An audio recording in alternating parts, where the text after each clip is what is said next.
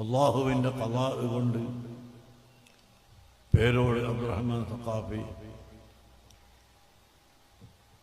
മർക്കത്തിൽ നിന്ന്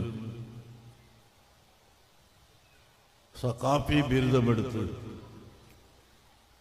വന്ന് അതിനുശേഷമുള്ള പ്രവർത്തനം കുറ്റ്യാടിയിൽ വെറും ഓലശെല്ലിൽ വെച്ചുകൊണ്ട് ജുമഅയും മറ്റ് നിസ്കാരവും പഠനവും എല്ലാം നടത്തിയ الشيخ عبد الرحمن الثقافي رفع الله له الدرجات وثبته أكمل الثبات ورفعه في علي المقامات وأجرى على أيديه الخير.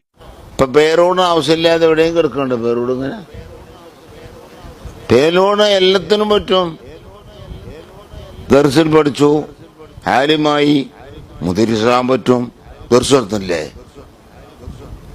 വയലനാൻ പറ്റും. നല്ല വയലനല്ലേ, അവിടെ പേര് കേട്ട വയലനല്ലേ പേരോട്. മുജാഹിദ്, ജമാഅത്ത് ഇസ്ലാമി, തബ്ലീഗ് ജമാഅത്ത്, പുത്തമ്പസ്ഥാനക്കാര്, കള്ളകരുതരീക്കത്താര് എല്ലാത്തിനെയും ഗണ്ണിക്കും.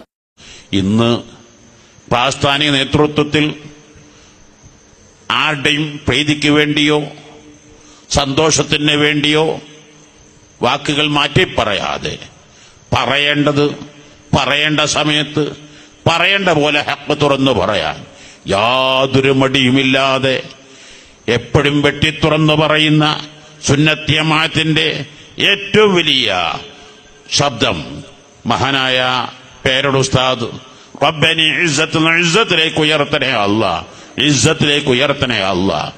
ഒരു പ്രബോധനം നടത്താൻ പറ്റുന്ന, നേരെ നിവർന്നു നിന്നിട്ട് സുന്നത്ത് ജമാഅത്ത് പറയാൻ പറ്റുന്ന 10-18ഓളം അല്ലെങ്കിൽ 10-30ഓളം കൊല്ലം ഒറ്റക്ക് കേരളത്തിൽ മഹാനായ സുൽത്താൻ ഉലമക്ക് ശേഷം അവിടുത്തെ ശിഷ്യനായി ഓരോ മുക്ക് മൂലകളിൽ നടന്ന് കടന്നു ചെന്ന് സുന്നത്ത് ജമാഅത്തിന്റെ വിരോധികളുടെ കോട്ടകൊത്തളങ്ങളെ തകർത്ത് തരിപ്പണമാക്കി സുന്നത്ത് ജമാഅത്ത് പറയാൻ